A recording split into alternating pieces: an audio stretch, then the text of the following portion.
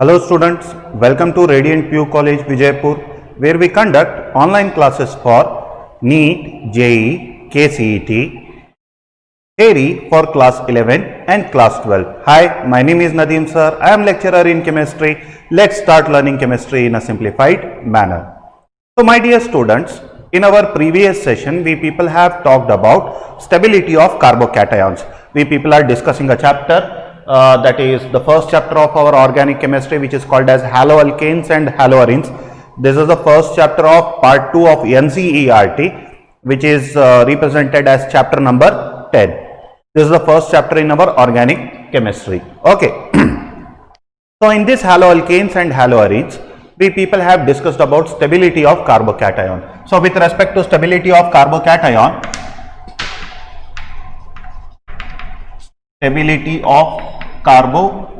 we people have seen an order that 3 degree carbocations are more stable than 2 degree than 1 degree. Okay, and the stability of carbocation was discussed with respect to the electron releasing character of the alkyl groups. So if you want more details about the stability of carbocation, you can go back to my last video of haloalkanes and haloarenes. There you people will come to know about the stability of carbocation. Okay, so in stability of carbocations, 3 degree carbocations are more stable than 2 degree than 1 degree.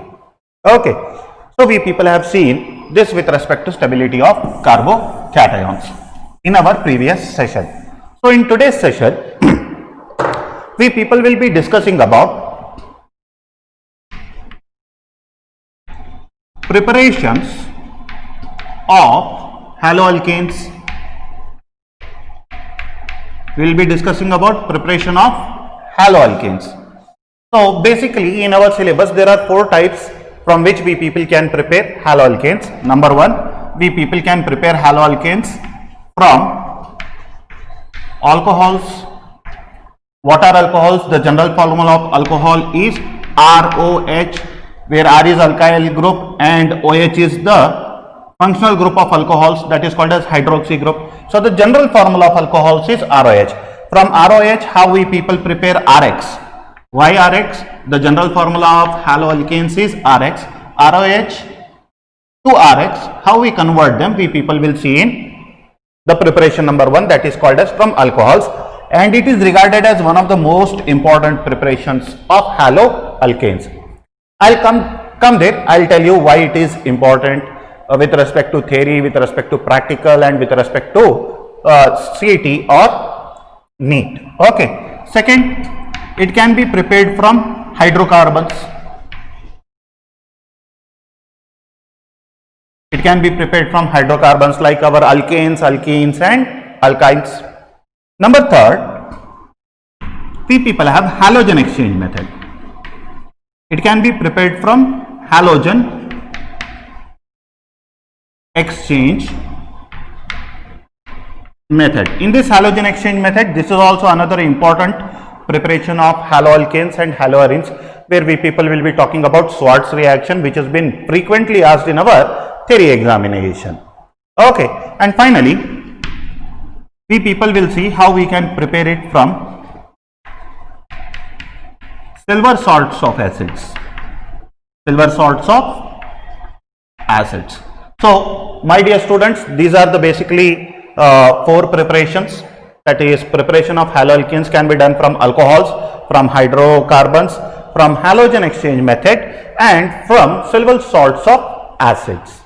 Okay, so no need to write it down. We people will discuss one by one. So today we people will be starting with preparation from alcohols. Okay, so in preparation from alcohols, let us see how many types of preparation methods have been given in our syllabus.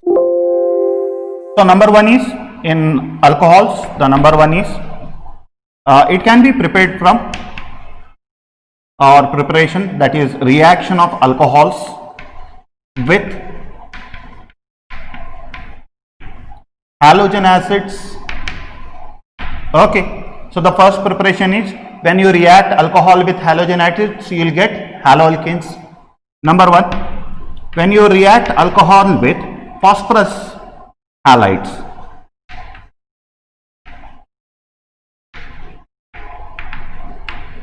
when we react them with phosphorus halides, that is reaction of alcohol with phosphorus halides will give haloalkanes. And number third is reaction with thionyl chloride.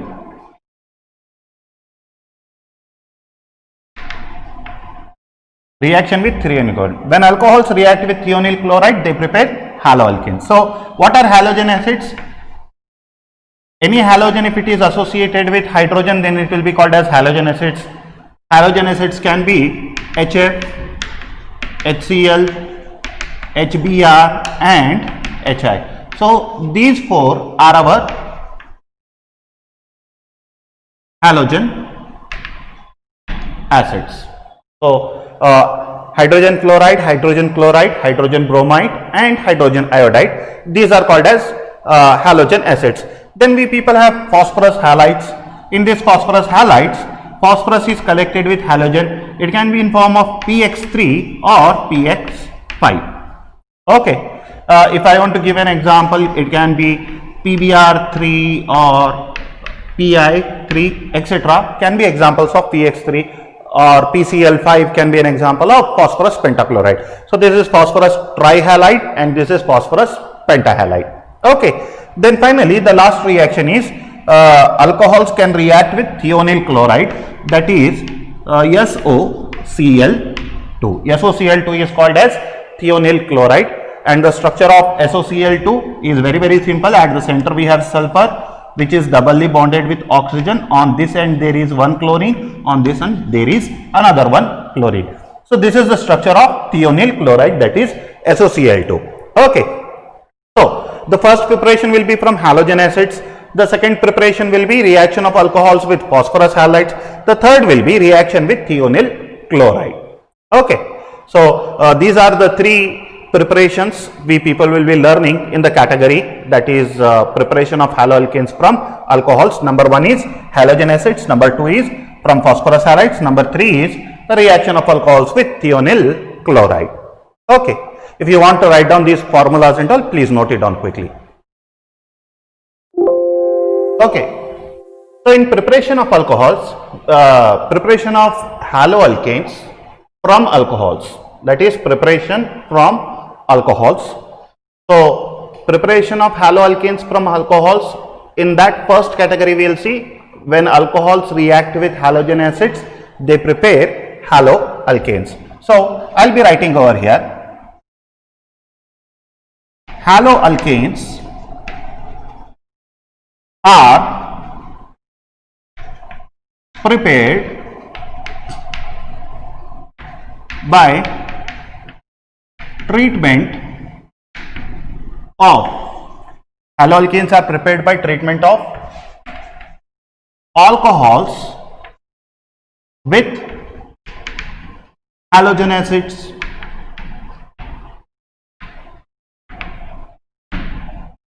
With halogen acids. So haloalkanes are prepared by treatment of alcohols with halogen acids. So try to understand this reaction. It is very simple form of reaction. What are my alcohols? See here. In this particular set of reaction, it is very simple. This alcohol is my reactant. Halogen acid is also my reactant. And what is the product I am obtaining by reacting these two reactants is an haloalkane. So write alcohol general formula. The general formula of alcohols is ROH. When it reacts with halogen acid, that is HX. When it reacts with HX, okay, HX is my halogen acid. So some kind of catalyst is required sometimes, or it can also be carried out at RT, that is nothing but room temperature. Okay, either of these two things will be conditions for happening of this reaction. ये reaction होने के लिए या तो catalyst का जरूरत पड़ेगा, और थोड़ी केस में जहां कैटलिस्ट नहीं लगेगा, at that particular point of time we require room temperature. So what exactly will happen in this reaction? यहां पे देखिए, it is very simple. Alcohol का OH और हैलोजन एसिड का H दोनों कंबाइन होंगे. यहां पे देखें अल्कोहल का OH और हैलोजन एसिड का H, H plus and OH minus both together will form H2O। क्या बनाते हैं? H2O। That means the water molecule is been eliminated. अब बचा कौन यहां पे? अगर यहां से H प्लस के फॉर्म में जा रहा है और OH माइनस के फॉर्म में जा रहा है तो X माइनस होगा, R क्या होगा? Plus. So this plus R will react with halogen to form RX. Now see what is RX? RX is general formula of alkyl halide. क्या बना रहे हैं? Alkyl halide which is also called as haloalkane. Okay, which is also called as haloalkane. So the reaction is very simple. यहां से H plus और यहां से OH minus निकल कर क्या बना रहे हैं? They are forming water. And the remaining part, that is alkyl part and the halide part, दोनों मिलकर क्या बना रहा है? अल्काइल हैलाइड को फॉर्म कर रहा है। So this is the general reaction of how we prepare haloalkane और alkyl halides from alcohols. Okay, इतना सरल भी नहीं है, इतना आसान भी नहीं है जितना नजर आ रहा है। Okay, यहां पे कोई थोड़े बहुत चीजें हैं जिनके ऊपर ये रिएक्शन डिपेंड करेगा। There are few things on which the reactant depends. Okay, so note for you people, note the rate of reaction, the rate of reaction depends upon, the rate of reaction depends upon reactivity of alcohols and halogen acids। ठीक है, तो ये वाला जो reaction है किसके ऊपर depend करेगा? ये डिपेंड करेगा अल्कोहल की रिएक्टिविटी के ऊपर और हैलोजन एसिड्स की रिएक्टिविटी के ऊपर डिपेंड करेगा। सर रिएक्टिविटी मतलब अब अल्कोहल के अंदर 3 टाइप के होंगे, 1 degree alcohol, 2 degree alcohol, 3 degree alcohol. जैसे कि कार्बोकैटायन के हमने देखा था 1 degree carbocation, 2 degree carbocation, 3 degree carbocation. Similarly we have alcohols which are 1 degree alcohols, 2 degree alcohols and 3 degree alcohols. तो 1 डिग्री, 2 डिग्री, 3 डिग्री में रिएक्टिविटी ऑर्डर क्या होगा, उसके हिसाब से ये रिएक्शन होगा। और हैलोजन एसिड्स में इनका रिएक्टिविटी ऑर्डर क्या होगा, उसके ऊपर बेस्ड भी होगा। सर आप जब से बोल रहे हैं कि रिएक्टिविटी ऑर्डर के ऊपर बेस्ड है, रिएक्टिविटी ऑर्डर के ऊपर हर चीज डिपेंड करेगी, sir what is this reactivity order? So I am writing here,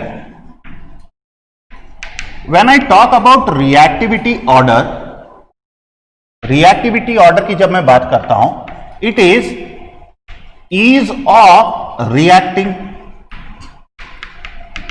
it is ease of reacting. Ease of reacting का मतलब समझे, कितना आसानी से रिएक्ट होगा, उसको हम क्या कहते हैं? Reactivity order. रिएक्टिविटी ऑर्डर में जो सब में ऊपर रहता है वो आसानी से रिएक्ट करता है, जो सब में नीचे होता है वो लेटली रिएक्ट करता है। उस रिएक्शन को कैरी करने के लिए हमें एक्सटर्नल फैक्टर्स की जरूरत पड़ती है, जस्ट लाइक कैटलिस्ट और supplying of heat. Okay, so reactivity order किसका देखना है? अल्कोहल का। 1 डिग्री, 2 डिग्री, 3 डिग्री अल्कोहल में सब में पहले कौन रिएक्ट करेगा? Who will react faster? Okay, then in halogen acids who will react faster, whether hydrogen fluoride, hydrogen chloride, hydrogen bromide और hydrogen iodide. So before going on to the complete reactions of 1 degree, 2 degree and 3 degree alcohols with respect to halogen acids, हम क्या काम करेंगे? इनकी reactivity order को एक बार समझ लेंगे। So what is the reactivity order of alcohols and what is the reactivity order of halogen acids. But before going to that please note down this reactions. Okay, so now we people will move towards reactivity order of alcohols. So in reactivity order of alcohols, the reactivity order of alcohols depends upon the degree. And what is the degree? It can be 1 degree alcohol, 2 degree alcohol or 3 degree alcohol. So if we people say, as we people have discussed earlier, you can call any carbon which is associated with OH group. Just see here, I am writing the general formula of alcohols are OH. If this alkyl group carbon is connected to 1 carbon, it is primary. If it is connected to 2 carbon, it is secondary. If it is connected to 3 carbon atoms, then it is tertiary. So the carbon which is associated with OH group, the carbon which is associated with OH group, if it is not connected to any of the other carbon atom, either you can call it as 0 degree or maybe you can just name it as 1 degree also. In some books it has been given 0 degree, in some books it has been given 1 degree. So we'll consider it as 0 degree. Now if you see, the carbon which is connected to OH group is connected with one alkyl group or another one carbon atom. Here R stands for any alkyl group. It can be CH3, C2H5. I am considering CH3 now. Okay. So the carbon which is connected to OH group is also connected to one carbon. Then this will be an example of 1 degree alcohol. If you people come here, the carbon which is connected to OH group is connected to how many alkyl groups? 2 alkyl groups. So then it will be called as 2 degrees. So instead of R I am writing CH3. Okay. So now it will be 2 degree alcohol. The carbon which is connected with OH group, if it is connected to how many? 1, 2 and 3 other carbon atoms, then the type of degree will be called as 3 degree. So instead of R, I am writing CH3 here also. Okay. So see here, the carbon is not connected to anybody, 0 degree. The carbon connected to OH group is connected to one carbon, 1 degree. The carbon connected to OH group is connected to 2 carbon, 2 degree. The carbon which is connected to OH group, if it is connected to 3 carbon, then it is called as 3 degree alcohol. Now we people need to see which alcohol will enter into reaction first. Okay. So now let us talk it in terms of polarity and inductive effect. Polarity और inductive effect के terms में हम लोग बात करेंगे. Number 1, एक important चीज आती है जिसको हम कहते हैं charge separation. So what is exactly charge separation? Charge separation intensifies polarity. Charge separation क्या बताता है? पोलैरिटी को बताता है कि पोलैरिटी कितनी स्ट्रांग है और कितनी वीक है. ठीक है. तो पोलैरिटी जितनी स्ट्रांग होगी उतना इजीली बॉन्ड टूटेगा. पोलैरिटी जितनी वीक होगी उतना वीकली बॉन्ड टूटेगा. यानी कि पोलैरिटी अगर इंक्रीज हो रही है तो हम कहेंगे कि उसके अंदर जो है आयोनिक कैरेक्टर बढ़ के नजर आ रहा है, तो कोवेलेंट कैरेक्टर कम रहेगा. जब आयोनिक कैरेक्टर ज्यादा रहेगा, oppositely charge particle just like a nucleophile और electrophile comes to attack at that particular point of time. Attack easily हो पाएगा. अगर चार्ज सेपरेशन कम रहा, ऑपोजिटली चार्ज पार्टिकल्स अगर आकर अटैक कर रहे हैं, यहां पे चार्ज ही बहुत लिमिटेड है, तो उस टाइम पे जो अटैक होगा वो काफी लिमिटेड अटैक होगा या फिर स्लो अटैक होगा. तो चार्ज सेपरेशन में पोलैरिटी जितनी ज्यादा होगी, the greater the extent of polarity, the easily molecule can be broken. Okay. So let us come with example number 1. हम 1 डिग्री से स्टार्ट करेंगे. We will talk about how in 1 degree, 2 degree and 3 degree. 0 degree और 1 degree में almost similarity होती है. अब यहां पे देखेंगे, the oxygen is present with lone pair of electrons. Oxygen के ऊपर क्या है? We people have lone pair of electrons. Now everybody, we people have studied electron displacement theory in PUC first year, और last session में भी मैंने electron displacement theory के बारे में बताया था.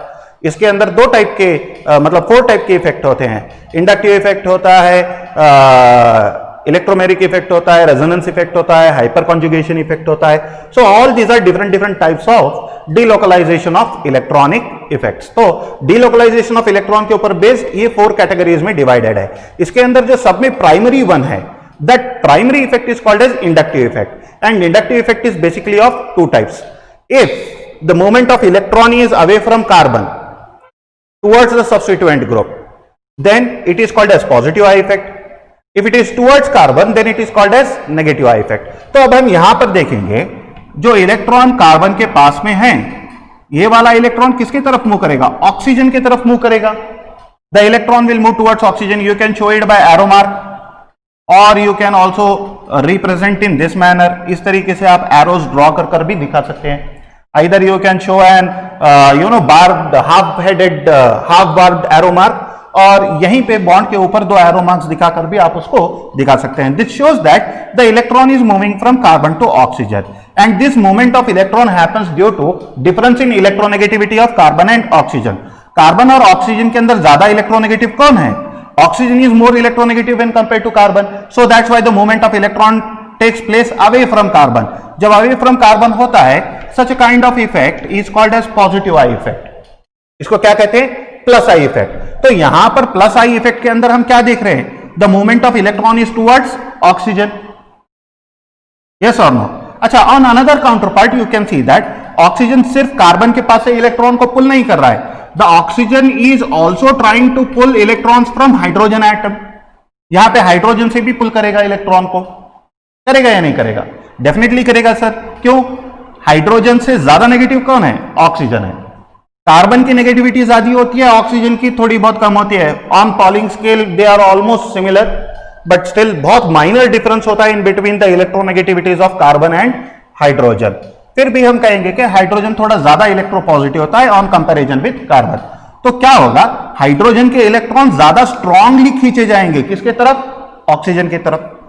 जब ज्यादा स्ट्रांगली खींचे जाएंगे, eight that particular point of time the movement of electron will be towards home? Oxygen atom. Hydrogen के ऑर्बिटल को छोड़कर ऑक्सीजन की तरफ आने लगेगा. यहां पर देखिए, I am showing you here. This is my oxygen, this is my hydrogen. यहां पे ये इलेक्ट्रॉन यहां पर था, ये हाइड्रोजन का ऑर्बिटल है, समझ लेंगे. इलेक्ट्रॉन यहां पर था, मान लेके चलते कि इलेक्ट्रॉन वाज हियर. अब ये इलेक्ट्रॉन हाइड्रोजन को छोड़ के ऑक्सीजन के पास आएगा तो क्या होगा? The bond between hydrogen and oxygen will break.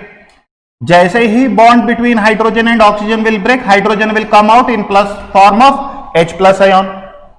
Any compound which is having ability to give H plus ions easily is called as acidic in nature. तो इस केस में क्या हो रहा है? H plus ion easily बाहर निकल रहा है. क्यों?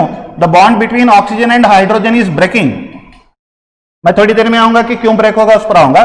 The bond between oxygen and hydrogen is breaking, not the bond between oxygen and carbon is breaking. Oxygen और कार्बन के बीच में का बॉन्ड ब्रेक नहीं होगा, ऑक्सीजन और हाइड्रोजन के बीच में का बॉन्ड ब्रेक होगा. When the bond between oxygen and hydrogen breaks, जो हाइड्रोजन बाहर आएगा वो H प्लस के फॉर्म में बाहर आएगा. एनीवन हु गिव्स प्रोटॉन, कोई भी अगर प्रोटॉन देता है तो वैसे कंपाउंड को हम क्या कहते हैं? एसिडिक इन नेचर कहते हैं. क्या कहते हैं? Acidic in nature. सर क्या इतना आसान है हाइड्रोजन को ऑक्सीजन से सेपरेट करना? Oxygen is negative, hydrogen is positive, there is electrostatic force of attraction. मैं मानता हूं कि there is electrostatic force of attraction जो कि काफी स्ट्रॉन्गर है, लेकिन फिर भी इस केस में हाइड्रोजन जब निकल रहा है तो एसिडिक कहेंगे, बट नॉट स्ट्रांगली एसिडिक कहेंगे. We people will call it as weakly acidic. हम क्या कहेंगे? वीकली एसिडिक कहेंगे. Okay, suppose say for example अब मान लेके चलते हैं कि I have H2SO4. When I dissociate it into water, it will give H plus and HSO4 minus. इस केस में क्या हो रहा है? H plus ion easily donate हो रहा है क्योंकि hydrogen is not directly bonded with oxygen, sulphur के साथ जुड़ा हुआ है, तो इजीली वहां पे क्या हो रहा है? ब्रेक हो रहा है. इन दिस पर्टिकुलर केस जहां पे H plus ion easily break हो रहा है, ऐसे कंपाउंड्स को हम कहेंगे strongly acidic in nature. Strongly acidic in nature. ठीक है, ये स्ट्रांगली एसिडिक है क्योंकि इनका H प्लस आयन इजीली निकल सकता है. ये वीकली एसिडिक है क्योंकि इनके H प्लस आयन को रिमूव करने के लिए हमें काफी ज्यादा एनर्जी की जरूरत पड़ेगी या काफी डिफिकल्टी आएगी. Okay, so we people are not learning inorganic chemistry, तो इनऑर्गेनिक केमिस्ट्री नहीं पढ़ रहे हैं तो हम H2SO4 की बात नहीं करेंगे, यहां पे अल्कोहल्स की बात करेंगे. अब ये जो बॉन्ड है ब्रेक होने के बाद H प्लस आयन देगा जिसको हम क्या कहते हैं? We call it as proton. और ये कैसा है? Acidic in nature. Which kind of acidity? It is a weak acid. उतना ज्यादा स्ट्रॉन्ग एसिड नहीं है बल्कि वीक एसिड है. H प्लस आयन को देना है तो काफी परेशानी के बाद, काफी मुश्किलात के बाद में ये H प्लस आयन को डोनेट करता है. Okay, now see here, I will come to the point. Sir यहां पे दो टाइप के बॉन्ड है. There are two kinds of bond. One is carbon to oxygen bond which is called as CO linkage.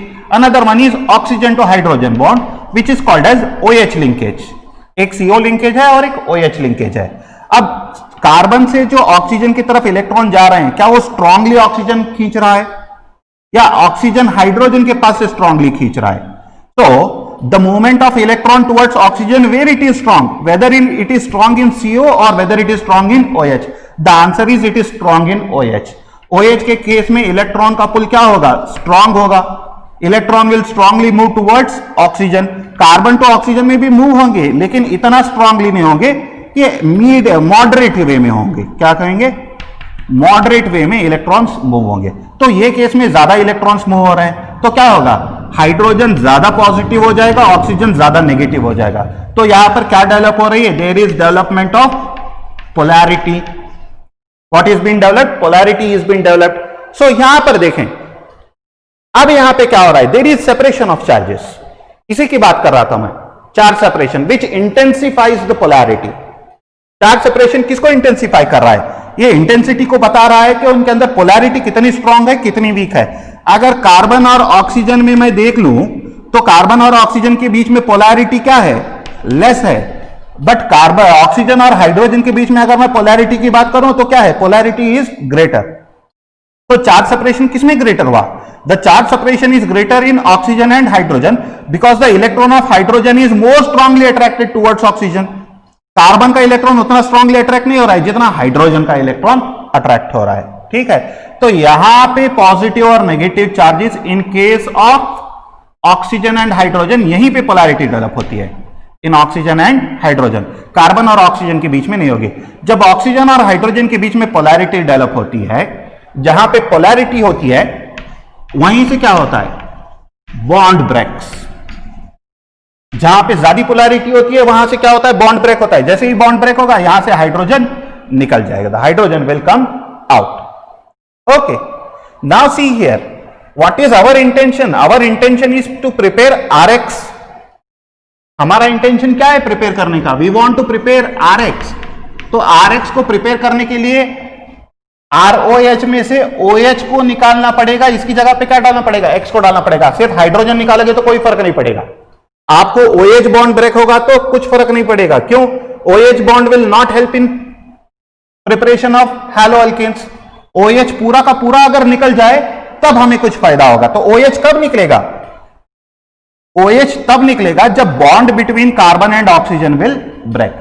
Carbon और oxygen के बीच में का ये जो बॉन्ड जब ब्रेक होगा तब ये OH क्या हो जाएगा, सेपरेट हो जाएगा, इसकी जगह पे कौन आएगा, हैलोजन आ जाएगा। तो इन केस ऑफ 0 डिग्री और इन केस ऑफ 1 डिग्री यहां पे CO क्लीवेज नहीं होगा, यहां पे कौन सा क्लीवेज होगा, OH क्लीवेज होगा। तो यहां पे मैं बता देता हूं, अब यहां पे देखो ऑक्सीजन किसके पास से इलेक्ट्रॉन्स को खींच रहा है, हाइड्रोजन के पास से इलेक्ट्रॉन को खींच रहा है, because of which hydrogen is becoming positive, oxygen is becoming negative. यहां से इलेक्ट्रॉन ऑक्सीजन किसके पास से खींच रहा है, कार्बन के पास से भी खींच रहा है, राइट। ये वाले कार्बन के पास से खींचेगा तो कार्बन क्या बनेगा, पॉजिटिव। बट ये मिथाइल ग्रुप का कैरेक्टर कैसा है, इलेक्ट्रॉन रिलीजिंग कैरेक्टर, अपने भाई को अनस्टेबल नहीं देख सकता, पॉजिटिव नहीं देख सकता, तो क्या करेगा, अपनी इलेक्ट्रोनेगेटिविटी को कार्बन की तरफ ढकेलेगा। ये वाला कार्बन किसको ढकेलेगा, ऑक्सीजन को। ऑक्सीजन क्या हो जाएगा, और ज्यादा नेगेटिव हो जाएगा, the charge on oxygen atom will increase, और ज्यादा नेगेटिव होगा। और ज्यादा नेगेटिव होगा तो यहां से इलेक्ट्रॉन को और ज्यादा खींचेगा, तो ये क्या होगा, ये और ज्यादा पॉजिटिव हो जाएगा। पॉजिटिव होगा तो ये बॉन्ड क्या होगा, और इजीली ब्रेक होगा। तो इस केस में भी क्या हो रहा है, what is happening here, OH bond is breaking. कौन सा बॉन्ड ब्रेक हो रहा है, OH बॉन्ड ब्रेक हो रहा है। तो 0 डिग्री में कहें, 1 डिग्री में कहें, OH bond is breaking but not CO bond. Okay, now we people will come to 2 degree case. 2 degree case में भी ऐसा ही होगा, the electron from hydrogen will be given to oxygen, the electron from carbon will also be given to oxygen. ठीक है, oxygen के ऊपर क्या डेवलप होगा, नेगेटिव साइन डेवलप होगा। But now see here, positive I effect को देखेंगे। इस केस में पॉजिटिव आई इफेक्ट क्या था, ऑलमोस्ट नहीं था, यहां पे उतना ज्यादा पॉजिटिव आई इफेक्ट नहीं था। यहां पे एक कार्बन एटम है तो पॉजिटिव आई इफेक्ट है, कितने से है, एक मिथाइल ग्रुप से पॉजिटिव आई इफेक्ट है, तो एक मिथाइल ग्रुप इलेक्ट्रॉन दे रहा है, जिसके वजह से यहां से थोड़ा बहुत नेगेटिव चार्ज ऑक्सीजन को जा रहा है, oxygen becoming much more negative. But in this case when we people see, ये कार्बन जैसे ही पॉजिटिव हो रहा है, इसको कौन इलेक्ट्रॉन दे रहे हैं, these 2 methyl groups are giving electron to this carbon, जिसके वजह से ये कार्बन क्या कर रहा है, इनके दोनों की इलेक्ट्रोनेगेटिविटी भी किसके तरफ ढकेल रहा है, ऑक्सीजन की तरफ ढकेल रहा है, because of which the oxygen is becoming much more negative. Oxygen क्या हो रहा है, और ज्यादा नेगेटिव हो रहा है ना। जैसे ही ऑक्सीजन नेगेटिव होगा, आप देखें ऑक्सीजन को ये वाले हाइड्रोजन के पास के इलेक्ट्रॉन की जरूरत नहीं है, it does not require electron from this hydrogen. Why? It is getting sufficient amount of electrons from carbon. Carbon के पास इतने ज्यादा इलेक्ट्रॉन का मूवमेंट हो रहा है ऑक्सीजन के पास कि वो हाइड्रोजन के इलेक्ट्रॉन मूवमेंट की नेसेसिटी को फील नहीं करेगा। तो जैसे ही हाइड्रोजन का इलेक्ट्रॉन इसके तरफ मूव होना बंद हो जाएगा, the polarity will not now develop between oxygen and hydrogen. ये वाली पोलैरिटी कहां पे शिफ्ट होगी? इस साइड शिफ्ट होगी। Oxygen will become negative, carbon will become positive. जैसे ही पोलैरिटी OH से CO के बीच में शिफ्ट हो जाएगी, the bond between CO will break. The bond between CO will break. Bond between CO कैसे ब्रेक होगा? Because of two methyl groups it is breaking. जब कोई भी मिथाइल ग्रुप नहीं था तो बॉन्ड ब्रेक नहीं हो रहा था। जब एक मिथाइल ग्रुप आया तो थोड़ा बहुत चार्ज बढ़ गया, लेकिन फिर भी OH बॉन्ड ही टूट रहा था, CO नहीं टूट रहा था। लेकिन जैसे ही और एक मिथाइल ग्रुप को बता दिया तो क्या हो गया? OH बॉन्ड टूटना बंद हो गया, CO बॉन्ड क्या हो गया? टूटने लग गया। अब जैसे ही यहां पे 3 कार्बन एटम्स आएंगे CO के साथ, ऑलरेडी ऑक्सीजन नेगेटिव है, यहां से जा रही है, तो ये तीनों अपनी इलेक्ट्रॉन डेंसिटी को किसकी तरफ मूव कर रहे हैं? कार्बन की तरफ। और कार्बन किसको मूव कर रहा है? ऑक्सीजन को। So oxygen will become much more negative and carbon will become positive, because of each the charge separation is not developed between carbon and oxygen. लेकिन यहां पे जो चार्ज सेपरेशन है ये 2 इलेक्ट्रॉन डेंसिटी की वजह से हो रहा है, यहां पे 3 इलेक्ट्रॉन डेंसिटी के सप्लाई की वजह से हो रहा है। 3 इलेक्ट्रॉन डेंसिटी जब सप्लाई होंगी तो नेगेटिव चार्ज और ज्यादा बढ़ जाएगा। So the negative charge here is less, the negative charge here will become more. Why? Here inductive effect is happening, but with how many alkyl groups? 3 alkyl groups. 3 people are giving electron density. यहां पे कितने दे रहे हैं? 2 carbon atoms are giving electron density. यहां पे भी inductive effect हो रहा है। मान लेके चलते हैं कि ये +2 इफेक्ट हो रहा है तो ये +3I इफेक्ट हो रहा है। तो इस केस में फ्लो ऑफ इलेक्ट्रॉन ज्यादा है, because of it the oxygen is getting more negative charge. When oxygen is getting more negative charge, carbon के ऊपर चार्ज क्या हो जाएगा? और ज्यादा पॉजिटिव हो जाएगा, right? So polarity over here in between carbon and oxygen is less, the polarity in carbon and oxygen in 3 degree is more. Polarity जो है यहां पे लिख देता हूं, polarity in 3 degree is greater when compare to 2 degree and then to 1 degree. 3 degree में polarity ज्यादा हो रही है। 3 डिग्री में अगर पोलैरिटी ज्यादा होगी तो बॉन्ड क्या होगा? इजीली ब्रेक होगा। 2 डिग्री में भी ब्रेक होगा, लेकिन थोड़ा लेट से होगा। 1 डिग्री में बॉन्ड ब्रेक होने की गुंजाइश नहीं है, यहां पर तो बॉन्ड ब्रेक ही नहीं हो रहा है। तो क्या हो रहा है? एक स्टेबल कार्बोकैटायन कहां फॉर्म हो रहा है? यहां पे देखें, अगर OH ग्रुप को निकाल दूं, अगर OH ग्रुप चला गया तो कितने CH3 बचेंगे? 1 2 3 CH3। तो कार्बन के ऊपर कौन सा चार्ज आएगा? प्लस चार्ज आएगा। So which carbon? 3 degree carbon. 3 degree carbocations are more stable. और ऐसे कार्बोकैटायन रिएक्शन में क्या हो सकते हैं? इजीली एंटर हो सकते हैं। तो अब यहां पे देखेंगे कि बॉन्ड कहां पे टूट रहा है? 3 डिग्री में जल्दी टूट रहा है। The bond is easily breaking in 3 degree. तो 3 डिग्री पहले बॉन्ड ब्रेक कर रहा है तो वो पहले रिएक्शन में जाएगा। 2 डिग्री भी बॉन्ड ब्रेक कर रहा है, लेकिन थोड़ा लेट से कर रहा है तो थोड़ा लेट से जाएगा। 1 डिग्री भी बॉन्ड ब्रेक करेगा, थोड़ा बहुत एनर्जी वगैरह कैटलिस्ट अगर यूज करेंगे तो बॉन्ड ब्रेक हो जाएगा। ये 2 डिग्री से भी थोड़ा लेट होगा और इसमें और ज्यादा लेट होगा। So what will be the reactivity order of alcohols? तो the reactivity order of alcohols मैं यहां पे लिख रहा हूं, रिएक्टिविटी ऑर्डर ऑफ अल्कोहल्स क्या होगा? It will be 3 degree will be more reactive than 2 degree than 1 degree than methyl group, यानी कि CH3OH, जिसको हम कहेंगे 0 degree. So this will be the reactivity order of alcohol. तो सब में पहले कौन रिएक्शन में जाएंगे? सब में पहले जो रिएक्शन में जाएंगे that will be 3 degree alcohols, उसके बाद में 2 डिग्री अल्कोहल्स, उसके बाद में 1 degree alcohols, and finally methanol will undergo reaction. Okay, my dear students, please note down these details. Okay, so now we people will discuss about the reactivity of order of halogen acid. Preparation of alcohols दो चीजों पे depend करेगा, reactivity order of alcohols and reactivity order of halogen acids. Reactivity order of alcohols के अंदर हमने देखा कि अगर 3 डिग्री अल्कोहल है तो जल्दी रिएक्शन में जाएंगे, 2 डिग्री है तो थोड़ा स्लो जाएंगे, 1 डिग्री है तो और उससे भी स्लो हो जाएगा। अगर 0 डिग्री है तो वहां पे आपको कैटलिस्ट वगैरह जो कुछ भी हो वो यूटिलाइज करना पड़ेगा, ठीक है। तो अल्कोहल के केस में हमें पता चल गया कि 3 डिग्री आर मोर रिएक्टिव। अब हैलोजन एसिड के केस में देखेंगे कि कौन सा हैलोजन एसिड इजीली रिएक्शन में जा सकता है। I have hydrogen fluoride, I have hydrogen chloride, I have hydrogen bromide and I have hydrogen iodide, ठीक है। Now we people know that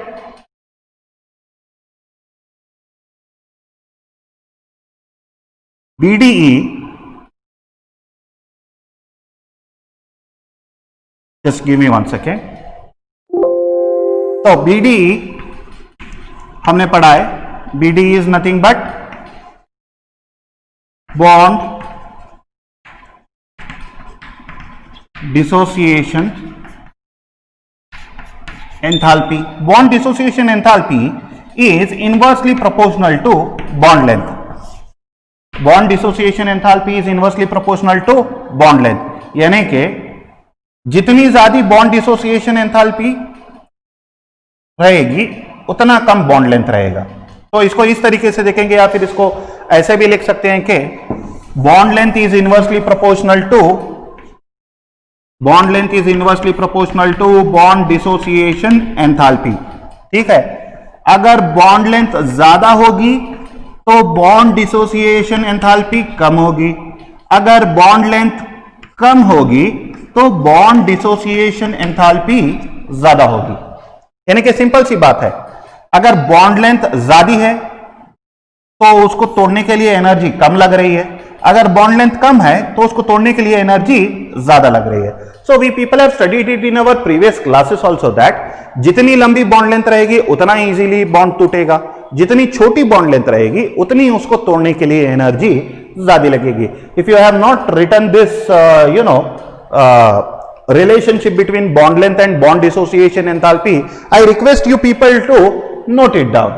Okay, अब यही चीज को, यही कॉन्सेप्ट को हम यहां पर अप्लाई करके आइडेंटिफाई करने वाले हैं कि which is more reactive and which is less reactive. अब हाइड्रोजन के केस में देखेंगे, HF के केस में हाइड्रोजन का उतना ही साइज रहेगा, यहां पर भी हाइड्रोजन का उतना ही साइज रहेगा, यहां पर भी हाइड्रोजन का उतना ही साइज रहेगा, HI के केस में भी हाइड्रोजन का उतना ही साइज रहेगा. So the size of hydrogen atom will remain same in case of HF, HCl, HBr and HI. Hydrogen का साइज चेंज नहीं होने वाला because hydrogen will have same atomic size, right.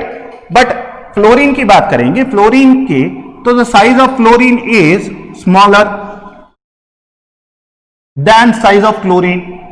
Chlorine से बड़ा किसका साइज होता है? क्लोरीन का size. So fluorine is smaller, chlorine is bigger, bromine इससे भी बड़ा होगा and iodine is much more bigger. Okay, so these are the sizes of chlorine, chlorine, bromine and iodine. So this is my hydrogen, chlorine, hydrogen, chlorine, hydrogen, bromine, hydrogen, iodine. Now what is bond length? The distance between two nuclei. इसके और इसके बीच में का nucleus का जो distance है that will be called as bond length. See here the bond length. Here also this is the bond length, in this case also this is the bond length, and in this case also this is the bond length. Okay, so what will be the order of bond length? So I'll write it here. Order of bond length in case of HX कहेंगे, halogen acid के लिए हम क्या कहेंगे? HX कहेंगे. तो क्या होगा देखिए, in which bond length is greater? Bond length is greater in HI. In hydrogen iodide the bond length is greater. After that hydrogen bromide, after that hydrogen chloride, and सबसे छोटा it is present in hydrogen fluoride and the least it is present in hydrogen fluoride. सब में ज्यादा bond length hydrogen iodide में, उससे थोड़ी कम hydrogen bromide में, उससे भी कम हाइड्रोजन क्लोराइड में, and finally the least is in hydrogen fluoride. So this is the bond length order of halogen acid. तो हमने एक रिलेशन देखा. What was that relation? Bond length is inversely proportional to bond dissociation enthalpy. तो bond length is inversely proportional to bond dissociation enthalpy. तो bond break करने के लिए energy सब में ज्यादा किस में लगेगी? जिसका बॉन्ड लेंथ छोटा हो. सब में छोटा बॉन्ड लेंथ किसका है? हाइड्रोजन फ्लोराइड का. सो ऑर्डर ऑफ BDE देखें, order of BDE that is bond dissociation enthalpy in HX. HX में bond dissociation enthalpy का ऑर्डर क्या होगा? सब में ज्यादा एनर्जी किसको ब्रेक करने के लिए लगेगी? अगर HF की बॉन्ड लेंथ ज्यादा है तो HI की बॉन्ड लेंथ ज्यादा है तो उसकी बॉन्ड डिसोसिएशन एंथैल्पी कम रहेगी.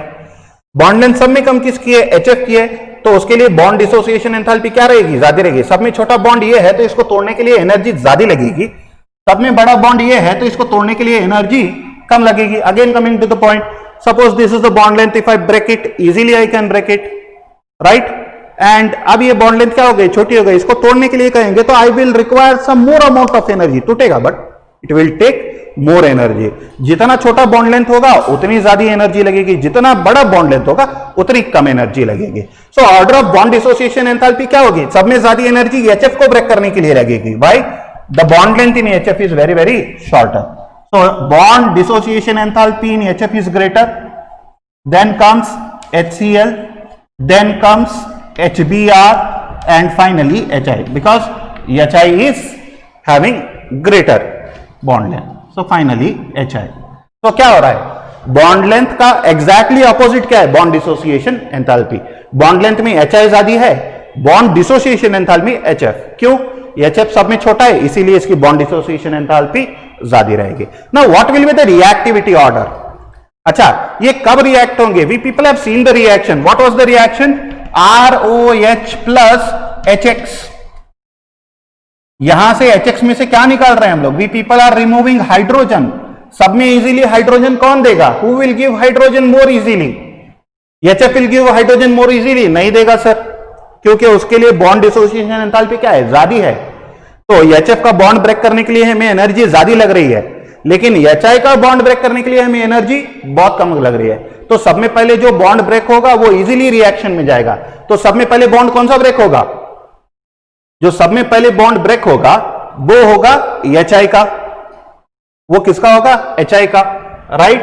सो what will be the order of reactivity of halogen acid. सब में पहले कौन ब्रेक हो रहा है, HI. तो सब में पहले HI रिएक्ट करेगा, तो HI, उसके बाद HBr, उसके बाद HCl, and finally HF.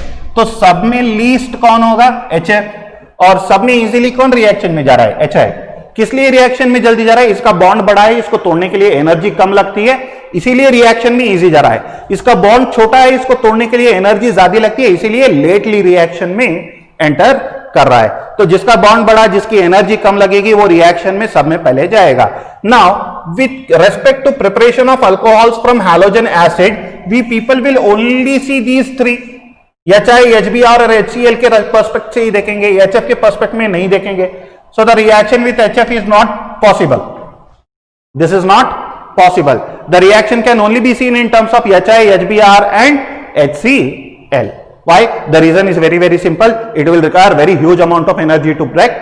So ये reaction में HF के साथ नहीं देखेंगे. We will only see with HI, HBr and HCl. So my dear students, please note down these reactivity orders and keep it in your mind. Important points के तौर पर systematically इनको note down किए. So now my dear students, after completion of reactivity of alcohols and reactivity of halogens, now we people are up to the main core reaction, that is reaction of alcohols with halogen acids. Okay, so by action of halogen acids on alcohols, how do we prepare haloalkanes? So we people will see. The point number 1 says that haloalkanes can be prepared by treatment of alcohols with halogen acids. What are alcohols? Alcohols are compounds with general formula ROH, and halogen acids are HX. We people have seen their reactivity order as 3 degree to 2 degree to 1 degree in case of alcohol. In case of halogen acids, HI is more reactive than HBr than HCl. These reactivity orders we people have already seen in our last presentation. The rate of reaction depends upon reactivity of alcohol and halogen. It's written over there. 3 degree alcohols are more reactive than 2 degree. 2 degree are more reactive than 1 degree. Hydrogen iodides are more reactive than bromides and chlorides. Okay. Now the most important thing is that the reaction of primary and secondary alcohols. So I'll write it here. The reaction of primary and secondary alcohols with halogen acid, they require catalyst. They require catalyst, that is anhydrous ZnCl2. They require anhydrous zinc chloride as a catalyst. This anhydrous zinc chloride, it acts as an Lewis acid. Okay, it acts as an Lewis acid which has ability to accept a lone pair of electron. Such kind of acids are called as Lewis acids which have ability to donate electrons are called as Lewis base. So it is going to accept one set of electrons, so that's why it is called as Lewis acid. So with help of anhydrous zinc chloride, we people will see the reaction of primary alcohols and secondary alcohols with halogen acids. Such a kind of reaction, the reaction of primary and secondary alcohols with halogen acids, is called as Groves process. Which process? Groves process. तो primary और secondary halide alcohol का halogen acids के साथ जो reaction है, इस reaction के process का नाम क्या है? It is called as Groves process. You need to remember these named reactions or named processes. These are very very important. 4 named processes or named reactions, 4 named reactions will be there in your examination. आपके examination में whether it may be theory or whether it may be CET, there will be 4 named reactions in your examination. So here is the first one, that is called as Groves process. In case of tertiary, you don't call it as Groves process. Only in case of primary and secondary alcohols, the reaction is called as Groves process. Okay. So now let us start and see what exactly the reaction is, how it takes place in 1 degree alcohol, how it takes place in 2 degree alcohol, and how it takes place in 3 degree alcohols. Please note down these points before I start writing the reaction. So now we'll write the general reaction. General reaction. What is the general reaction? General reaction talks about the general formulas. ROH, that is the general formula of alcohols, reacts with halogen acid, that is HX, in presence of a catalyst. In presence of catalyst, and catalyst is primarily for whom? 1 degree and 2 degree alcohols. Catalyst is basically for 1 degree and 2 degree alcohols. So not for 3 degree alcohols. For 3 degree alcohols, RT is sufficient. For 3 degree alcohols, room temperature is sufficient. Okay. So 3 degree alcohols के लिए room temperature क्यों sir, और 1 degree 2 degree के लिए catalyst क्यों use करें? 3 degree alcohols के अंदर हमने देखा है कि 3 degree alcohols कैसे थे? The cleavage of CO bond, यहाँ पे जो COH बॉन्ड है, ये वाला बॉन्ड आसानी से टूट रहा था. कैसे टूट रहा था? It was heterolytically cleaving. Heterolytically यानी कि oxygen will take the electron, carbon will be left positive. जैसे ही ये बॉन्ड टूटेगा, कार्बन क्या हो जाएगा? पॉजिटिव, ऑक्सीजन क्या हो जाएगा? नेगेटिव हो जाएगा. राइट. ये वाला बॉन्ड तोड़ना काफी आसान था. ये बॉन्ड कब टूट रहा था? रूम टेम्परेचर पे. And what is the room temperature? 28 degree Celsius पे इजीली क्या हो जाएगा? टूट जाएगा. सो रूम टेम्परेचर पे टूट रहा है. वहीं का वहीं अगर ये सेकेंडरी होता तो रूम टेम्परेचर पे नहीं टूटता, अगर प्राइमरी होता तो रूम टेम्परेचर पे नहीं टूटता. क्यों? The bond strength is higher. इन दोनों के बीच में का चार्ज सेपरेशन कम होगा in secondary and primary. Tertiary में चार्ज सेपरेशन ज्यादा है, इसीलिए टूट रहे हैं. प्राइमरी और सेकेंडरी में चार्ज सेपरेशन कम है, इसीलिए वो टूट नहीं पा रहे हैं. इनको तोड़ने के लिए किसको यूज करेंगे? Will use catalyst. Fine. So now I hope you understood why we people are using catalyst. 3 degree will easily happen, whereas 1 degree and 2 degree will require catalyst. So what will happen in this reaction? यहां से OH और यहां से H निकल कर जाएगा. It will lead to formation of H2O. Water molecule eliminate होगा. बचा कौन? R and X. R and X will combine with each other to form halo alkanes. क्या फॉर्म करेंगे? halo alkanes को फॉर्म करेंगे. So this is the general reaction in which alcohols on treatment with halogen acids form halo alkanes in presence of catalyst or at room temperature. Catalyst is for 1 or 2 degree and room temperature will be for 3 degree alcohols. Please note down. So now let us see example with respect to 1 degree, 2 degree and 3 degree. So in example I am taking number 1, which is 1 degree alcohol. So I'll take CH3 CH2OH. What is the name of compound? Ethanol. When I react it with HCl, I am taking HCl. Why? because HCl is one such kind of acid which can have easy reactivity with 1 degree, 2 degree as well as 3 degree alcohol. So HCl को ले रहा है मैंने, HCl will react with this, again the same thing will happen. यहाँ से लेके यहाँ से क्या निकल जाएगा, H and OH. So what will be the reaction? It should take place in presence of a catalyst. ये वाले रिएक्शन को होने के लिए कैटलिस्ट की जरूरत है. And what is the catalyst? Anhydrous ZnCl2. Anhydrous ZnCl2. Short में यहां पे मैं आपको इस एंड पे बता रहा हूं क्या होगा. This ZnCl2 will react with HCl to form ZnCl3 minus plus H plus. अब ये जो H प्लस यहां से निकलेगा, इट विल अटैक OH, दोनों मिलाकर बाहर चले जाएंगे to form H2O. ZnCl3 in turn किसके साथ अटैक करेगा? कार्बो कैटायन के साथ, जहां पे क्लोरीन इसको मिल जाएगा and then finally it will form halo alkane. तो मैं यहां पे दिखा रहा हूं, it will form H plus. तो ये यहां पे क्या होगा, CH3 CH2 OH will react with H plus. तो H और OH मिलाकर क्या फॉर्म करेंगे, H2O फॉर्म करेंगे. प्लस ये वाला क्या बचा, CH3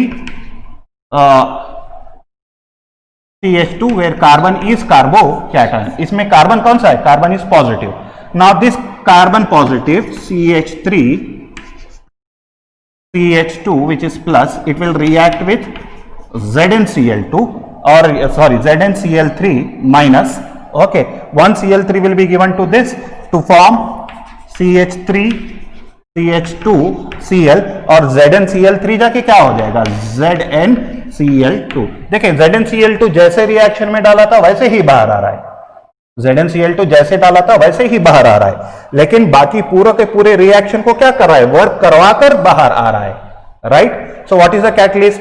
A catalyst will enter into a reaction. It will make sure that the reaction gets completed, but it will come out at the end of reaction unaltered or unchanged. तो reaction में जाके reaction को करवाता है, reaction खत्म होने के बाद कैसे बाहर आता है, जैसे कि उसने कुछ किया ही नहीं है, जैसे पहले था वैसे ही बाहर आता है. उसको क्या कहते हैं, अनअल्टर्ड और अनचेंज्ड बाहर आ जाता है. सो अनहाइड्रस ZnCl2 यहाँ पे किसके जैसे एक्ट कर रहा है, लिविस एसिड के जैसे एक्ट कर रहा है. It is accepting electron from chlorine and it is getting converted to ZnCl3 minus. Okay, so this is छोटा मोटा briefing about the reaction. If you want, you can pause the video and or you can take a snapshot of this one and note it down in your book. लेकिन इतना ज्यादा mechanism हमारे लिए जरूरी नहीं है. Fine. So now, so what is happening in presence of catalyst? H और OH separate हो रहे हैं, they are forming H2O, और जो बाकी बचा CH3 CH2 किसके साथ जुड़ेगा, Cl के साथ जुड़ेगा. It leads to formation of CH3 CH2 Cl which is called as ethyl chloride or chloroethane. It is called as ethyl chloride or chloroethane. Now few important tips related to this reaction. Okay, so after the reaction takes place, the solution turns turbid after 5 minutes. The solution turns turbid after 5 minutes. And another important thing, जो भी HCl यहाँ पे use कर रहे हैं, this HCl should be concentrated. It should be how? Concentrated HCl होना चाहिए. The HCl which we people are using, it should be a concentrated HCl. ठीक है. So आप देखेंगे the solution turns turbid after 5 minutes. ये वाला reaction examination point of view से important क्यों है? Why it is important with respect to examination point of view? Suppose, say for example, I have taken a test tube, and in this test tube I have taken alcohol. Okay, I have taken alcohol. जो alcohol है मेरा ROH है. Alcohol is nothing but ROH. I will call it as substrate. इसको क्या कहेंगे? Substrate. जो reaction में change होने वाला होता है उसको सबस्ट्रेट कहते हैं, यानी कि जिसके ऊपर अटैक होने वाला है उसको सबस्ट्रेट कहते हैं. यहां पे अटैक कौन कर रहा है? अल्कोहल के ऊपर HCl अटैक कर रहा है. तो ये वाला क्या हो गया? अल्कोहल सबस्ट्रेट हो गया. और ये क्या हो गया? HCl attacking reagent. तो अब हम इसके अंदर डालेंगे HCl. Which kind of HCl? Concentrated HCl. So I am adding concentrated HCl. This is called as attacking reagent. It is called as attacking reagent. जैसे ही हम इसको इसके अंदर डालेंगे इन प्रेजेंस ऑफ व्हाट, इसके साथ और एक चीज भी तो डालनी है, that is called as anhydrous ZnCl2. What do you mean by anhydrous? Anhydrous in the sense which is free from water traces, जिसके अंदर कोई भी वाटर ट्रेसेस नहीं होते, वैसे सॉल्यूशन को, वैसे कंपाउंड को हम अनहाइड्रस कहते हैं. तो अनहाइड्रस ZnCl2 डाल रहे हैं, कॉन्सेंट्रेटेड HCl डाल रहे हैं, ROH डाल रहे हैं, 5 मिनट तक कोई भी रिएक्शन नहीं होगा. Up to 5 minutes the reaction will not take place. Sir why? Because you people know that 1 degree alcohols they do not easily react. वो इजीली रिएक्ट नहीं करेंगे, CO बॉन्ड उनके बीच में का इजीली नहीं टूटेगा. So that is the reason that ये reaction easily नहीं होता. ये रिएक्शन 5 मिनट के बाद में नजर आता है. टाइम कितना होगा? 5 मिनट्स टू 30 मिनट्स के बीच में कभी भी नजर आ सकता है. It will take how much? 5 minutes to 30 minutes तक टाइम लेगा. तो 30 मिनट्स 5 to 30 मिनट्स के बीच में जब नजर आएगा तो क्या होगा?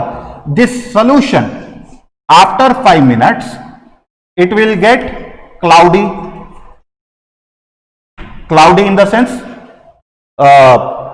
बोलते हैं ना, क्या बोलते हैं उसको, सफेद कलर का हो जाता है, मिल्की अपीयरेंस टाइप हो जाता है. थोड़ा बहुत दूध में पानी मिला लो बहुत ज्यादा तो कैसा नजर आता है, उस टाइप का जो है सोल्यूशन हो जाता है. Such a kind of solution is a cloudy. इसको हम कहते हैं टर्बिडिटी. इसको क्या कहते हैं? टर्बिडिटी. तो ये क्लाउडी जो है क्या फॉर्म कर रही है? टर्बिडिटी को फॉर्म कर रही है. Turbidity in the sense cloudiness, धुंधला धुंधला व्हाइट कलर का हो जाता है. And when it is happening after 5 minutes. The range is 5 to 30 minutes के रेंज में हो रहा है. ओके, तो 5 to 30 मिनट्स के रेंज में जब हो रहा है, 5 से 30 मिनट के बाद में जब रिएक्शन हो रहा है, अगर आपका रिएक्शन इतना टाइम ले रहा है, कितना टाइम ले रहा है? 5 minutes to 30 minutes, then definitely you are utilising which alcohol?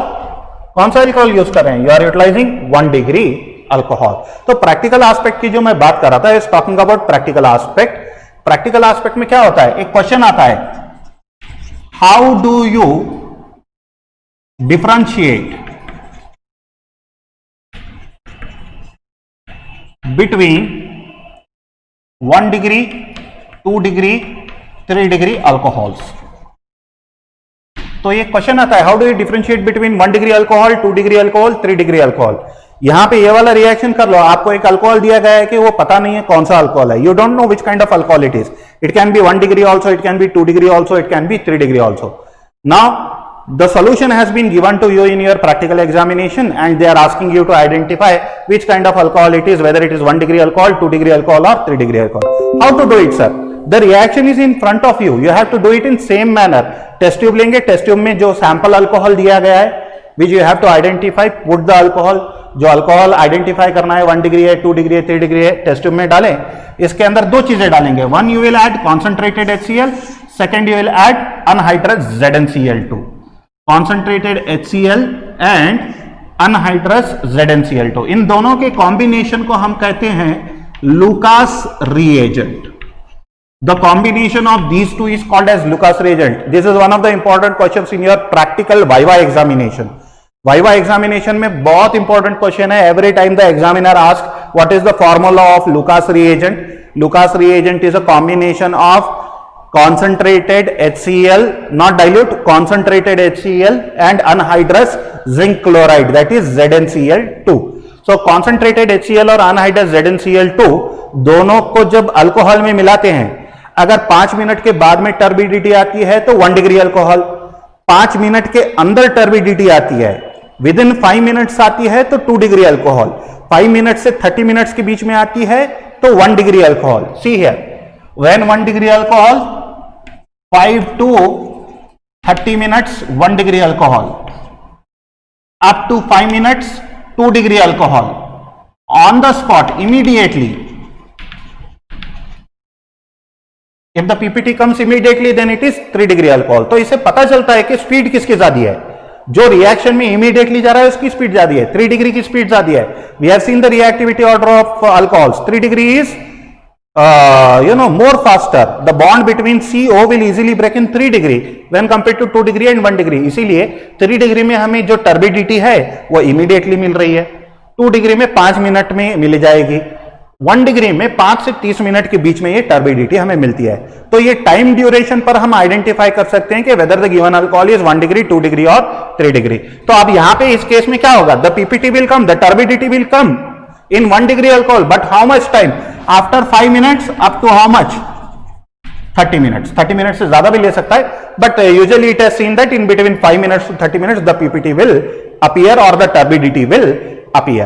Okay, I hope the thing is clear. I request you people to note down these things. ये रिएक्शन यहां से आ रहा है तो मैं इसको कुछ ऐसे कर लेता हूं, आपको रिएक्शन नजर आ जाए। Note down the reaction and note down the thing.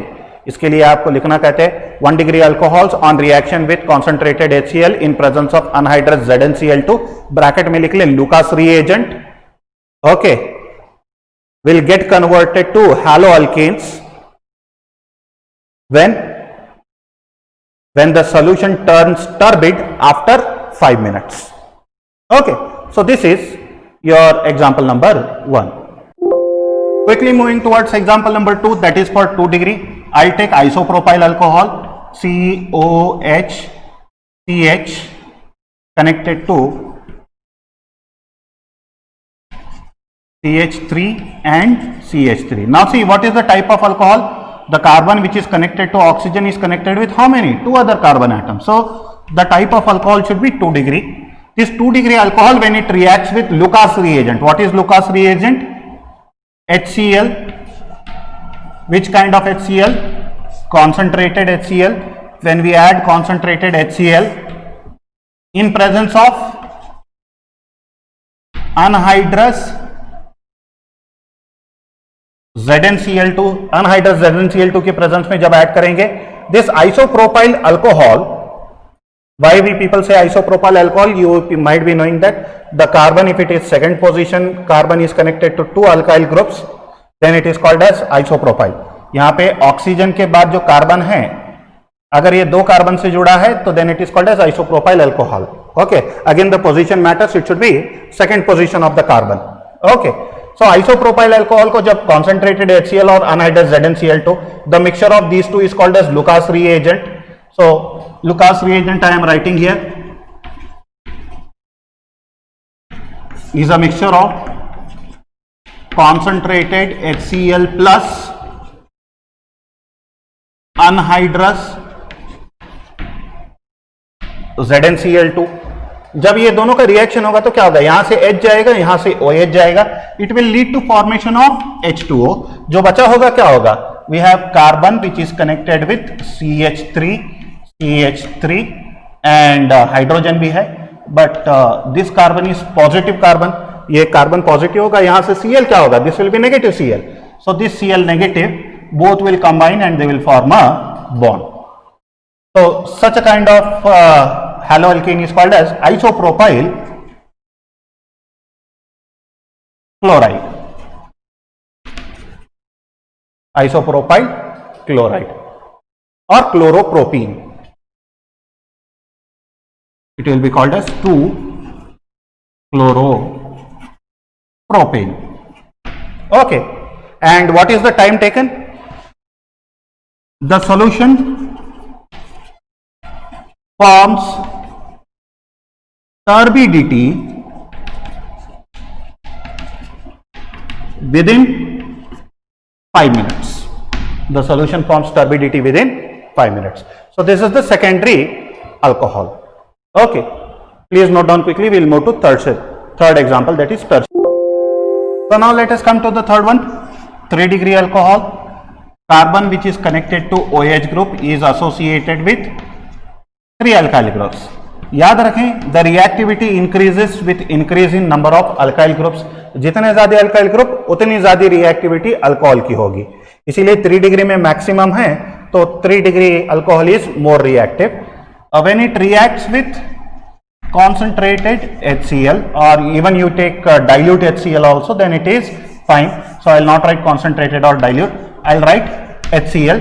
जब इसका रिएक्शन हम HCl के साथ करवाते हैं तो क्या होगा, first we will write the name of this 1 2 3, it will be called as tertiary compound. 3 alkyl groups connected to carbon is called tertiary.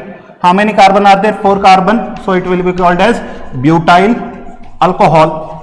So tertiary butyl alcohol, which is a 3 degree alcohol, on reaction with HCl, क्या होगा, यहां से OH जाएगा, यहां से H जाएगा, तो same thing will happen, but it will take place at room temperature. RT is nothing but room temperature पे होगा. It leads to formation of H2O, water eliminate हो जाएगा. Whatever the reaction is remaining, we have carbon connected with CH3, CH3 and CH3. This was 3 degree carbocation. ये जो 3 degree carbocation है किसको लेगा, Cl को लेगा. जैसे ही Cl को लेगा इसका पॉजिटिव चार्ज चला जाएगा, it will form chloride. So it will form tertiary butyl chloride और क्लोरोब्यूटेन, और it will form chlorobutane. Okay, so this is how we people prepare alcohols from 1 degree, 2 degree and 3 degree alcohols. Again note, what is the note? Note is very very important. The solution immediately forms turbidity. The solution immediately forms turbidity without influence of catalyst. इसके अंदर catalyst की जरूरत नहीं है. So Lucas reagent, concentrated HCl plus anhydrous ZnCl2, you can add it to 1 degree, 2 degree. That process is called as Gruce process, and this is 3 degree. 1 degree will give you PPT after 5 minutes, 2 degree will give you PPT within or turbidity within 5 minutes, and 3 degree will immediately give you the turbidity. Please note down, we people will see the mechanism of 3 degree alcohols, how it happens. So now we people will talk about mechanism.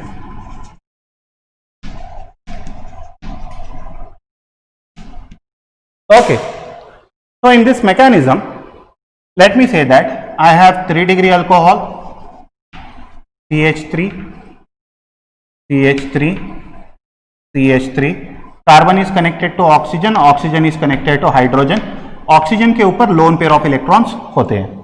In my previous videos, I have already said you what is the concept of lone pair of electrons and what is the concept of bonding pair of electrons. You can refer those to identify how many lone pairs are there and how many bonding pairs are there for oxygen. In an oxygen, let me tell you, there are 2 lone pair of electron and 2 bonding pair of electron in valence shell. जब मैं इसका reaction करवाता हूं HCl के साथ में, so what will happen to HCl? HCl will undergo slow ionization. Slow ionization, so slow ionization और कहेंगे protonation. It will undergo protonation.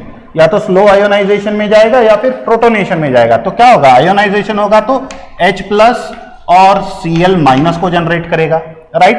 It will generate H plus and Cl minus. The same H plus I am taking here. मैं यहाँ पे क्या कर रहा हूं, इस H plus को ले रहा हूं. Okay, now see here. In these two contexts, mechanism को understand करने की कोशिश करें. What is mechanism? Mechanism will tell you how the reaction actually happens. तो यहां पे देखेंगे, ऑक्सीजन के ऊपर जो लोन पेयर ऑफ इलेक्ट्रॉन है, ये नेगेटिविटी को बताते हैं. किसको बताते हैं? Negativity. Extra electrons more negative. Carbon के पास नहीं है, ये कार्बन पास नहीं है, ये कार्बन पास नहीं है, ये कार्बन पास नहीं है, ये हाइड्रोजन के पास एक्स्ट्रा इलेक्ट्रॉन्स नहीं है. यानी कि इस कंपाउंड में किसी के भी पास एक्स्ट्रा इलेक्ट्रॉन नहीं है एक्सेप्ट ऑक्सीजन. तो now what this oxygen will do, ये ऑक्सीजन क्या करेगा, यहां पे पॉजिटिव चार्ज को देखेगा एंड जैसे ही पॉजिटिव चार्ज को देखेगा ये इसको अटैक कर लेगा. क्यों, ये नेगेटिव है वो पॉजिटिव है तो अटैक कर लेगा. जैसे ही अटैक करेगा क्या होगा, oxygen will give one of its electron to hydrogen and it will form a bond with oxygen. तो ये चीज कैसी होगी, carbon connected with CH3, CH3, CH3 as it is. अब जो ऑक्सीजन है, ऑक्सीजन का लोन पेयर ऑफ इलेक्ट्रॉन और हाइड्रोजन साइड का ऐसे ही होगा. जो ऊपर का लोन पेयर है वो क्या हो जाएगा, शिफ्ट हो जाएगा. यानी कि उसका एक इलेक्ट्रॉन शिफ्ट हो जाएगा. कहां पे शिफ्ट हो जाएगा, oxygen will give one electron to hydrogen जो H प्लस था, एक इलेक्ट्रॉन लेने के बाद न्यूट्रल हो गया, right. Why, if hydrogen is in +1 oxidation state, एक इलेक्ट्रॉन दे दो तो चार्ज कितना हो जाएगा, -1. +1 क्या हो जाएगा, 0 हो जाएगा. So as soon as hydrogen gets one electron, the positive charge of hydrogen will go. अब हाइड्रोजन के पास एक इलेक्ट्रॉन, ऑक्सीजन के पास एक इलेक्ट्रॉन, दोनों मिलाकर क्या करेंगे, बॉन्ड फॉर्म करेंगे. नाउ सी हियर, ऑक्सीजन के पास से एक इलेक्ट्रॉन किसके पास गया? हाइड्रोजन। हाइड्रोजन तो पॉजिटिव से जीरो हो गया, लेकिन ये अब क्या होगा? जो जीरो था यहां से एक इलेक्ट्रॉन निकल के गया है तो क्या होगा? प्लस हो जाएगा। Oxygen will become positive. Yes और नो? सपोज मेरे पास में 12 प्रोटॉन्स हैं और 12 इलेक्ट्रॉन्स हैं। अगर 12 में से मैं एक इलेक्ट्रॉन निकाल दूं तो 11 इलेक्ट्रॉन्स हो जाएंगे। तो टोटल रिजल्ट कितना हो जाएगा? +12 -11 कर लो तो कितना बच जाएगा? +1। एक इलेक्ट्रॉन निकालो तो क्या चार्ज आ रहा है? +1। वैसे ही as soon as I remove one electron from oxygen, what is the charge being developed on oxygen? +1 charge. 1 दिखाने की जरूरत नहीं है, it is understood that it is +1. Now my dear students, this oxygen after halogen, that is after fluorine, it is the most electronegative element in periodic table. Periodic table का जो सब में बड़ा गुंडा होता है वो फ्लोरीन होता है। फ्लोरीन के बाद कोई होता है तो वो ऑक्सीजन होता है। अब कोई भी एक इंसान जो नेगेटिव कैरेक्टर का हो, क्या वो पॉजिटिव रह सकता है? बहुत देर तक नहीं रह सकता है। तो उसको पॉजिटिविटी जो है वो अंदर से क्या करती है? ट्रबल करने लगती है। तो इसी तरीके से ऑक्सीजन के ऊपर ये पॉजिटिव चार्ज ऑक्सीजन को क्या कर रहा है? उसको अंदर से ट्रबल करने लगा है। जब ट्रबल करेगा तो ऑक्सीजन को अब किसका रिक्वायरमेंट है? इलेक्ट्रॉन का रिक्वायरमेंट है।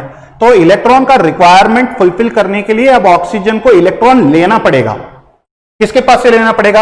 Oxygen has only 3 options. या तो ये हाइड्रोजन के पास से इलेक्ट्रॉन ले, या तो ये हाइड्रोजन के पास से इलेक्ट्रॉन ले, या फिर ये कार्बन के पास से इलेक्ट्रॉन ले। It will not take electron from this hydrogen, क्योंकि अभी अभी तो दिया है उसको। अगर लेना था तो देते क्यों? तो ये हाइड्रोजन के पास से इलेक्ट्रॉन नहीं लेगा। इसी तरीके से ये हाइड्रोजन के पास से भी इलेक्ट्रॉन नहीं लेगा। अब बचा कौन? कार्बन। ये कार्बन के पास से इलेक्ट्रॉन लेगा। कार्बन के पास से इलेक्ट्रॉन लेने का एक वैलिड रीजन भी है। व्हाट? Positive I effect. ये कार्बन के ऊपर पॉजिटिव आई इफेक्ट ज्यादा है, because of is the electron is more towards oxygen. ये कार्बन के ऊपर प्लस आई इफेक्ट 3 जगह से आ रहा है। ये अल्काइल ग्रुप से, ये अल्काइल ग्रुप से, ये अल्काइल ग्रुप से आ रहा है। तो इसका इलेक्ट्रॉन मोर ओवर किसके तरफ मूव कर रहा है? ऑलरेडी ऑक्सीजन की तरफ मूव कर रहा है। तो ऑक्सीजन इनके पास से इलेक्ट्रॉन लेने के बजाय में कार्बन के पास से इलेक्ट्रॉन लेगा। जैसे ही कार्बन के पास से इलेक्ट्रॉन लेगा, this bond will break from here. This zigzag sign is for breaking of bond. ये वाला जो साइन है ये ब्रेकिंग ऑफ बॉन्ड है।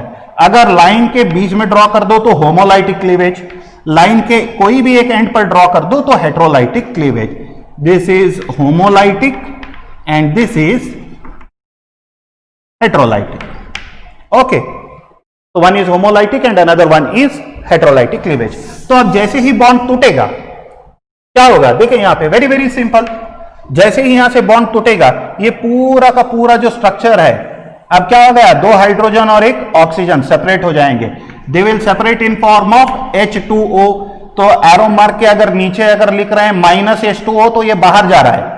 या फिर आप ऐसे भी लिख सकते हो, एक एरो मार्क को बाहर निकाल कर भी आप लिख सकते हो H2O। एरो मार्क को बाहर निकाल के लिखना, या फिर एरो मार्क के नीचे माइनस साइन देकर लिखना, both are same. That means one of the byproduct is formed बोल के सिर्फ हम बता रहे हैं। तो यहां रिएक्शन में एक बाई प्रोडक्ट बाहर निकला है H2O। हमारा जनरल जो रिएक्शन था वो क्या था? ROH reacts with HCl। यहां से H और यहां से OH मिलाकर क्या बन रहा था? H2O। तो यही H2O हमने क्या किया है? बाहर को निकाला है। अब क्या बनना बाकी है? RCl बनना बाकी है, right? So we will see it here. अब क्या होगा?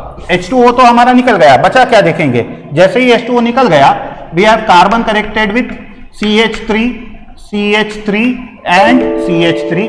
अब ये कार्बन के ऊपर कौन सा चार्ज आएगा? Positive. Why carbon is becoming positive? Because oxygen has taken it's electron. जहां से भी एक इलेक्ट्रॉन गया तो +1 चार्ज, 2 इलेक्ट्रॉन जाएंगे तो +2 चार्ज। तो कार्बन का एक इलेक्ट्रॉन गया है, so that's why the carbon is developing +1 charge. अब जैसे ही +1 चार्ज उस पर डेवलप होगा, आप देखें यहां पे कौन है? H+ तो पहले ही यूटिलाइज किया है। अब बचा कौन? Cl-। So Cl- will attack this carbon plus. Cl- किसको अटैक करेगा? कार्बोकैटायन को अटैक करेगा। जैसे ही कार्बोकैटायन को अटैक करेगा, इट विल फॉर्म CH3 और ये क्या हो जाएंगे? Cl। This is how tertiary butyl chloride is form. Tertiary butyl alcohol से टर्शियरी ब्यूटाइल अल्कोहल ये मैकेनिज्म के थ्रू होता है। I hope now the point is clear. Mechanism talks about the detailed process of a reaction. जो reaction superficially हम देख के करते हैं, H+ OH निकल गया, वैसा नहीं था, राइट? पहले हाइड्रोजन ने ऑक्सीजन ने हाइड्रोजन को अटैक किया, अटैक करने के बाद में वाटर मॉलिक्यूल रिमूव हो गया, वाटर मॉलिक्यूल रिमूव हो गया तो कार्बोकैटायन फॉर्म हो गया, कार्बोकैटायन ने Cl को एक्सेप्ट किया, तब जाके क्या हो गया, रिएक्शन कंप्लीट हो गया।